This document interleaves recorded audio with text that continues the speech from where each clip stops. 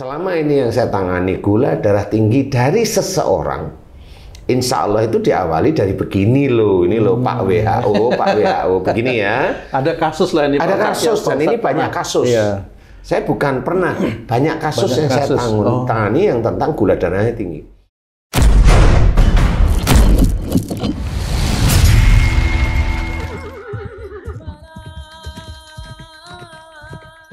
Bismillahirrahmanirrahim. Assalamualaikum warahmatullahi wabarakatuh. Waalaikumsalam warahmatullahi wabarakatuh. Ya Rabbal Alamin. Para pemirsa dan sahabat beriman dimanapun berada, kita jumpa lagi di Ustadz Danu Official Channel. Semoga kita selalu dalam lindungan Allah Subhanahu wa Ta'ala. Amin ya Rabbal Alamin. Pada kesempatan yang baik kali ini, kita akan ngaji lagi bersama guru kita semua, Pak Ustadz Danu. Assalamualaikum Pak Ustadz. Waalaikumsalam warahmatullahi wabarakatuh. Amin ya Rabbal Alamin. Nah, Pak Ustadz, yang saya dengar menurut penelitian ini Pak Ustadz ya, penelitian. Jadi di Indonesia itu katanya masyarakatnya itu banyak sekali, hampir 80% menderita penyakit diabetes Pak Ustadz, jadi gula darah tinggi lah. Itu salah satu penyebabnya itu disebutkan karena masyarakat Indonesia itu terlalu banyak mengkonsumsi beras, nasi Pak Ustadz. Terlalu banyak makan nasi. Nah, sehingga disuruhlah mengurangi makan nasi. Jadi diganti dengan kayak jagung lah, beras merah seperti itu. Nah, cuman ya agak aneh juga nih Pak Ustadz. Saya punya teman itu, dia sudah makan beras merah tapi tetap juga diabetes dan gula darahnya tinggi. Jadi sebenarnya yang nyebabin itu nasi atau nasi putih atau nasi merah, atau ada penyebab-penyebab lain Pak Ustadz? Mohon penjelasannya. Ya, Bismillahirrahmanirrahim. Assalamualaikum warahmatullahi wabarakatuh. Waalaikumsalam warahmatullahi wabarakatuh. Amin ya Rabbal Alamin. Jadi penelitian WHO ini kan penelitian secara fisik saja. Ke fisik maksudnya ya umpamanya beras yang dimakan satu orang dalam setahun, ya, kan betul, gitu ya. Iya. Ya. Dia membandingkan dengan yang lain, umpamanya Jepang, kan gitu. Iya, ya, ya. Iya, benar-benar. Kemudian ya. Memang orang WHO itu sebenarnya juga nggak paham juga gitu ya. menurut saya juga ya. Benar, karena kalau yang di Indonesia, kenapa yang dikonsumsi berasnya banyak? Kenapa itu Pak Ustadz? Salah satunya adalah orang-orang yang makan beras banyak ini adalah saudara-saudara kita yang lagi diizinkan oleh Allah Ta'ala belum mampu mengkonsumsi lauk yang berupa ikan dan daging-daging yang baik. Atau juga Ustadz, ada orang juga bilang kalau belum makan nasi, belum makan katanya. Ya, itu orang Jawa itu biasanya. Karena teman-teman saya juga seperti itu. Tetapi persoalannya itu harus diusut dulu persoalan yang seperti itu. Jadi kemudian yang dilihat itu gula darah tinggi itu yang mana nih? Yang pejabat, yang pengusaha, atau yang umum, atau yang orang-orang kelas menengah ke bawah, ini kan harus dilihat juga, kan gitu. Nah, kalau mamanya acuannya itu Jepang, orang Jepang di sana kan standar ekonominya sudah tinggi. Kalau dilihat orang Jepang makan, memang berasnya itu sedikit. Iya. Banyak tunanya, banyak ayamnya, banyak ininya. Iya, benar. Dan yang jelas itu salah satu yang memang akhirnya gula dalam darah yang dihasilkan, itu istilahnya glukosanya, iya, itu ya, yang dihasilkan dari hancurnya nasi itu memang di Jepang itu tidak terlalu tinggi. Dan gitu ya. Kalau di Indonesia sudah memang berasnya yang tinggi, karena umpamanya orang membangun rumah di Indonesia nih, kan kebanyakan kan teman-teman yang bekerja, yang tukang batu, khususnya tukang batu, itu kalau makan kan memang nasinya banyak untuk tenaga, Pak. Untuk tenaga sebenarnya. Jadi kan nggak bisa disalahkan dari sisi itu. Nah, kalau memang di Jepang ya memang itu dia makannya seperti itu, memang sedikit. Kan gitu. Nah, Apakah di situ bisa menjadi gula darahnya tinggi atau tidak? Tidak bisa. Kalau saya tidak bisa. Tidak 100% dari nasi. Itu. Karena temenmu mamanya makan nasi merah walaupun itu apa namanya glukosanya sangat kecil ya, itu tetap gula darahnya tinggi juga. Nah, itu karena apa? Memang bukan dari sisi makanan. Karena kalau dari Allah Ta'ala, kalau dari sisi makanan biasanya gula yang dihasilkan dari karbohidrat kan gitu, khususnya yang mengandung gula, nasi umpamanya, itu kalau masuk itu akan ada tanda di tubuh, itu ada tanda bahwa gula ini tinggi. Nah, biasanya itu berhubungan dengan pankreas atau kelenjar-kelenjar insulin pada pankreas tersebut. Dia akan memaksimumkan kerjanya sehingga mengeluarkan insulin untuk menetralkan gula dalam darah. Ya, secara sunatullah itu insya Allah seperti itu. Ya, tapi ada lagi umpamanya cara mengurangi yang tidak sunatullah tapi harfiah biasa fisik. Umpamanya kayak tadi teman-teman yang tukang bangunan, bagian batu atau dan sebagainya itu dia mengerjakan aktivitas yang keras. Sehingga gula itu akan dijadikan energi bagi tubuhnya, sehingga tetap normal gula sehingga bisa normal seperti itu. Berarti harus apa namanya banyak bergerak gitu Pak Ustaz? Ya, ada aktivitas gitu. Ya. Nah, juga harus diketahui ini yang teman-teman tukang batu. Kalau orang-orang pejabat nih, ini kan nasinya nggak banyak dia banyak makan steak namanya. Ya, benar. Dia banyak makan yang makanan sehat, healthy. Tapi kenapa gula darahnya tinggi? Nah, ya WHO harus paham nih. Dia harus ngecek juga yang seperti ini. Kenapa pejabat-pejabat khususnya di Indonesia itu juga gula darahnya tinggi? Ini harus dicek. Padahal makannya sehat, di rumah itu makanan sehat. Tumis itu pakai minyak kelapa atau minyak yang memang sangat higienis mamanya. Kenapa itu gula darahnya tinggi? Nah, itu harus dites juga. Ya. Nah, kalau menurut saya, ini saya atas izin Allah, selama ini yang saya tangani gula darah tinggi dari seseorang, insya Allah itu diawali dari begini loh, ini loh Pak WHO, begini ya. Ada kasus lah ini. Ada kasus dan ini banyak kasus. Iya. Saya bukan pernah, banyak kasus yang saya tangani yang tentang gula darahnya tinggi. Biasanya orang yang gula darahnya tinggi itu punya perilaku.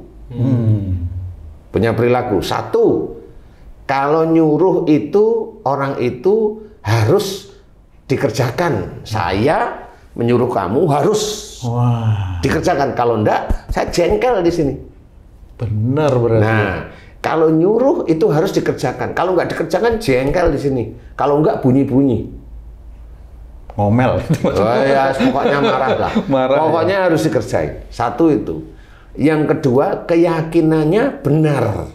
Keyakinan yang seperti apa nih Pak Ustaz? Banyak banget.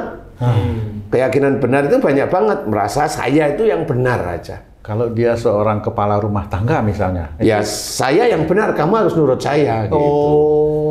Banyak yang gitu. Banyak yang kasus seperti ini. Nah, ini secara psikis itu memang saya pelajari. Sehingga dua titik ini hampir semua orang yang gula darahnya tinggi punya dia.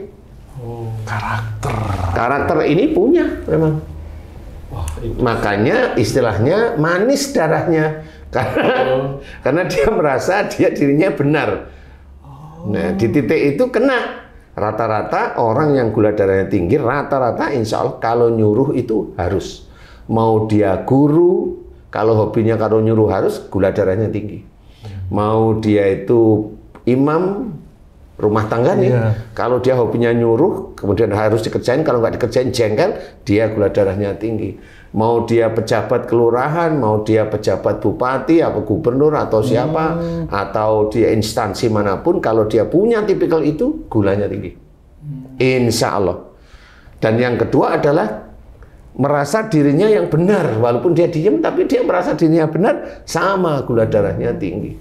Wah, Ustadz, itu kayak seperti saya tuh, Ustadz. Gimana?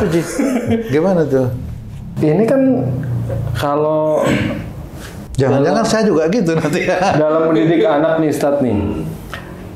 Anak tuh deket sama saya nih. Nggak deket sama istri saya.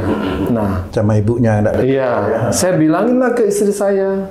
Didik anak tuh seperti ini, seperti ini, seperti ini. Kan udah ada contohnya. Dia tetap kekeh. Maunya juga gitu kan. Udah saya bilangin kan saya jadi kesel Ustaz, nggak nurut. Akhirnya saya jengkelnya diem Ustaz.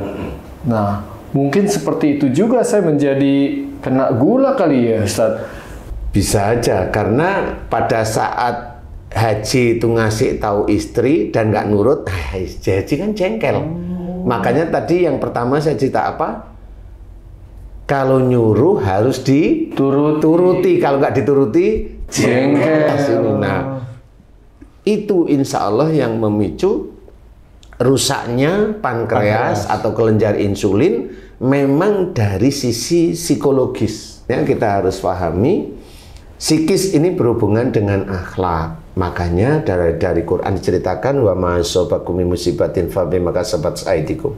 Apa saja musibah yang kau terima disebabkan dari buah tanganmu sendiri. Makanya termasuk gula dalam darah yang tinggi tersebut insya Allah disebabkan karena perbuatan apa?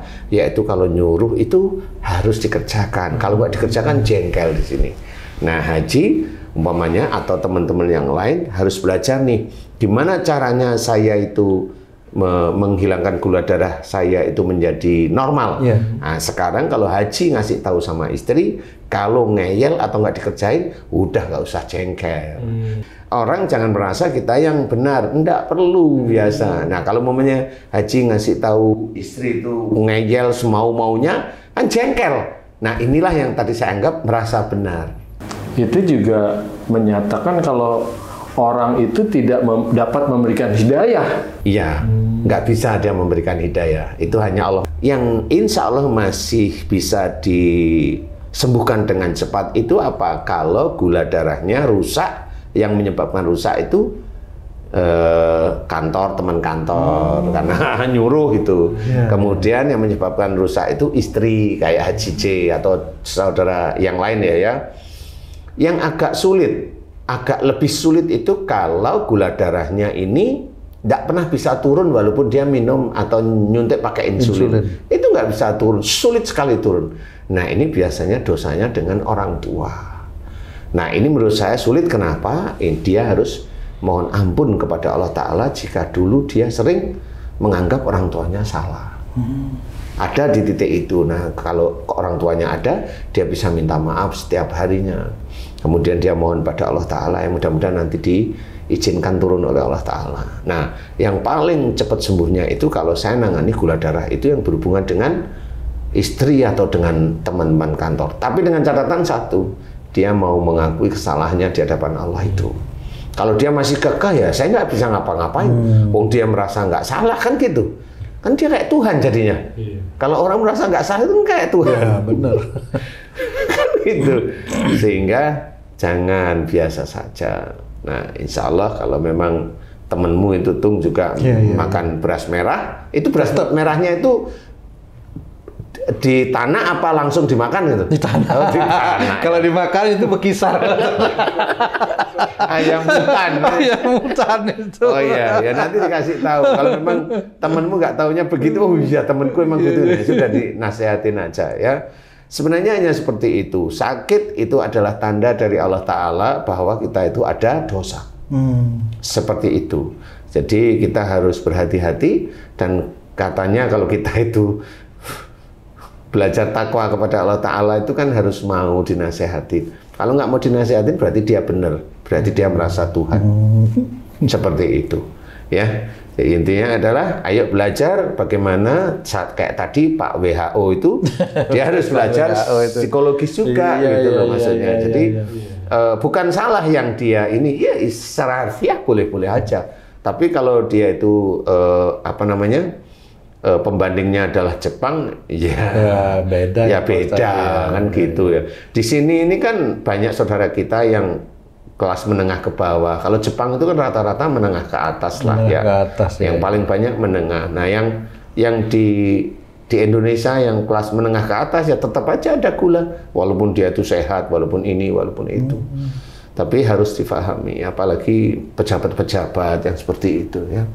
Jadi mudah-mudahan ini manfaat bagi saudara-saudara yang lain bagaimana menyelesaikan gula dalam darah tersebut diizinkan oleh Allah Ta'ala normal. Kemudian mohon ampun benar-benar kalau dengan orang tua minta maaf, kalau dengan pasangan minta maaf, kemudian jangan diulang. Kalau beri nasihat, kalau nggak mau senyum-senyum aja, serahkan aja sama Allah Ta'ala. Kita punya Allah. Ya, mudah-mudahan manfaat. Wallahu a'lam. Alhamdulillah, terima kasih banyak ya Pak Ustadz penjelasannya. Sahabat beriman dimanapun berada, demikian tayangan video kami kali ini. Terima kasih atas perhatiannya. Wassalamualaikum warahmatullahi wabarakatuh. Waalaikumsalam warahmatullahi wabarakatuh. Alhamdulillah.